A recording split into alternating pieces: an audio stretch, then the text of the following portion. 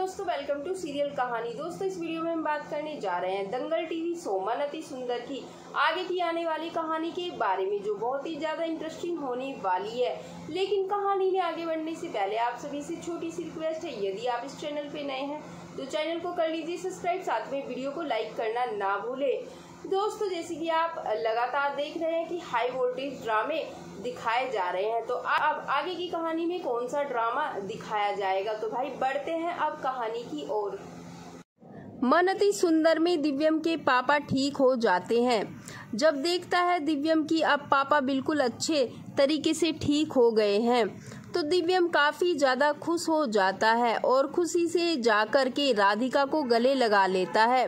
राधिका से कहता है कि राधिका, तुम्हारी वजह से आज मेरे पापा बिल्कुल ठीक हो गए हैं, थैंक यू राधिका।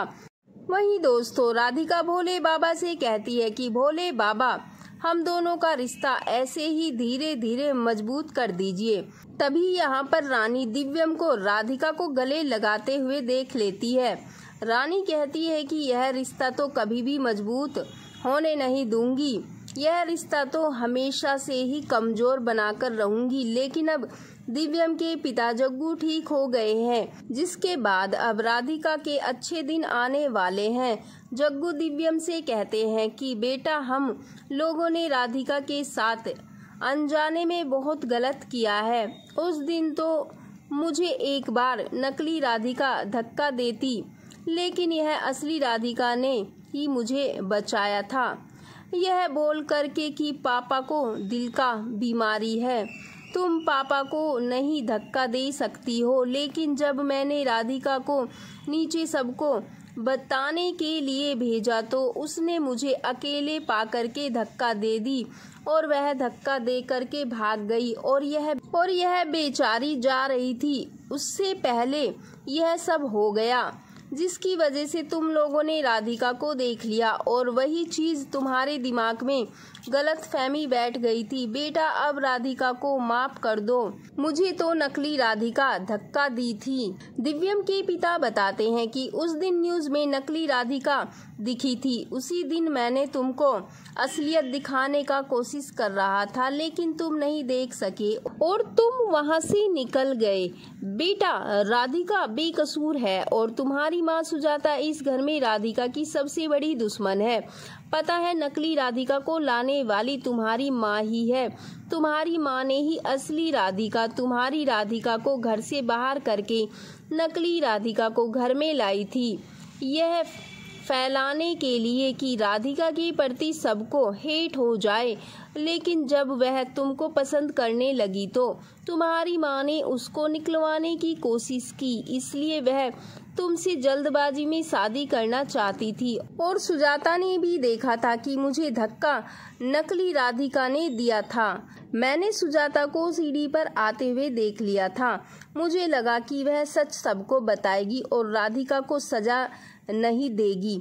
वह बेचारी 7 महीने तक भूखे प्यासे इधर उधर भटकती रही, और इसी वजह से कि तुम्हारी माँ ने तुम्हारी दूसरी शादी करवा दी। जब तुमको राधिका को लेकर के नफरत हो गया, तो सुजाता ने यही सोचा कि यही अच्छा मौका है, अपनी पसंद की दुल्हनिया घर में लाते हैं। मैं रानी के हाथों से इसलिए नहीं खाता था बेटा, क्योंकि रानी मुझे अकेले में डांट डांट कर खिलाती थी। वह तो मेरी बेटी राधिका आ गई, जिसकी वजह से आज मैं इतनी जल्दी ठीक हो गया।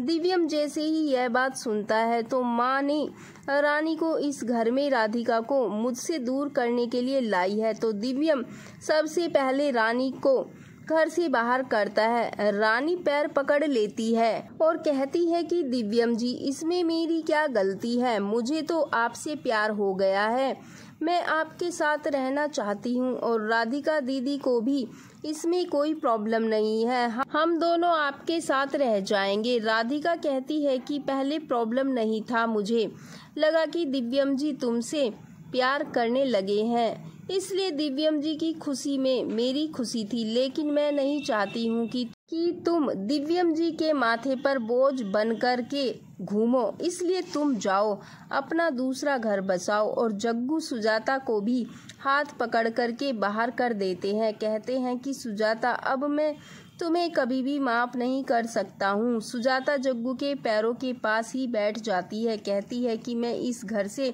कहीं नहीं जाऊंगी जब तक आप नकली राधिका को बुला करके उसको सब कुछ उसके मुंह से नहीं सुनोगे, तब तक बेटा मैं इस घर में से कहीं नहीं जाऊंगी। दिव्यम को भी अपनी माँ के ऊपर गुस्सा आ जाता है। दिव्यम तो खैर कुछ नहीं कहता है, लेकिन देखना बहुत ही ज़्यादा इंटरेस्टिंग होने वाला है दोस्तों कि क्या अब फिर कोई नई चाल चलने वाली है यहाँ पर सुजाता।